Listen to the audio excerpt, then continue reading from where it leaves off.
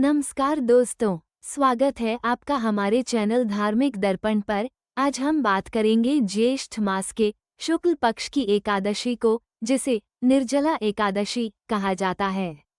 सभी 24 एकादशियों में इसे सबसे कठिन और सबसे फलदायी माना जाता है।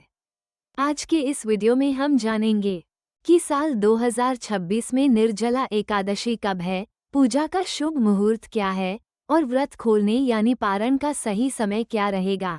साल 2026 में निर्जला एकादशी तिथि का प्रारंभ 24 जून 2026 को शाम 6:12 से शुरू होकर 25 जून 2026 को रात 8:09 तक रहेगा। उदया तिथि के अनुसार व्रत 25 जून को ही रखा जाएगा। शास्त्रों के अनुसार व्रत का पारण द्वादशी तिथि के भीतर करना अनिवार्य होता है, इसलिए पारण का शुभ समय 26 जून 2026 के दिन शुक्रवार को सुबह 5:43 से 8:23 के बीच रहेगा। व्रत का महत्व। पौराणिक कथा के अनुसार कुंती पुत्र भीम अपनी भूख पर नियंत्रण नहीं कर पाते थे, तब महर्षि व्यास ने उन्हें साल में केवल एक बार यह निर्जल व्रत रखने की सलाह दी थी। इसलिए इस एकादशी को भीमसेनी एकादशी भी कहते हैं। मान्यता है कि मात्र इस एक व्रत को रखने से साल भर की सभी 24 एकादशियों का पुण्य प्राप्त हो जाता है। यह व्रत धर्म, अर्थ, काम और मोक्ष चारों पुरुषार्थों की प्राप्ति का मार्ग प्रशस्त करता है। पूजा विधि और नियम। सुबह जल्दी उठकर स्नान करें और भगवान विष्णु के सामने हाथ में जल लेकर व्रत का संकल्प लें। इसके बाद भगवान विष्णु को पीले फूल, पीले फल और तुलसी दल, तुलसी का पत्ता अर्पित करें। दिन भर में ओम नमो भगवते वासुदेवाय मंत्र का यथाशक्ति जाप करें। नियम। इस व्रत में सूर्योदय से अगले दिन के सूर्योदय तक जल और अन्न का त्याग करना होता है। निर्जला एकादशी के विशेष दिन भगवान विष्णु की कृपा पाने के लिए कुछ खास उपाय जरूर करें। आर्थिक तंगी दूर करने के लिए निर्जला एकादशी के दिन भगवान विष्णु के साथ माता लक्ष्मी की भी पूजा करें।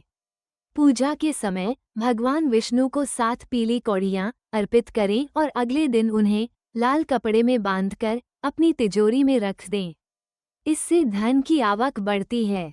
मनोकामना पूर्ति के लिए इस दिन किसी मंदिर में या सार्वजनिक स्थान पर ठंडे पानी का शरबत पिलवाएं या प्याव लगवाएं।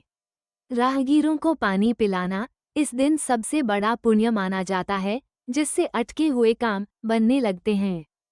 कर्ज से मुक्ति के लिए पीपल के पेड़ में भगवान विष्णु का वास माना जाता है। एकादशी के दिन पीपल के पेड़ की जड़ में जल अर्पित करें और घी का दीपक जलाएं।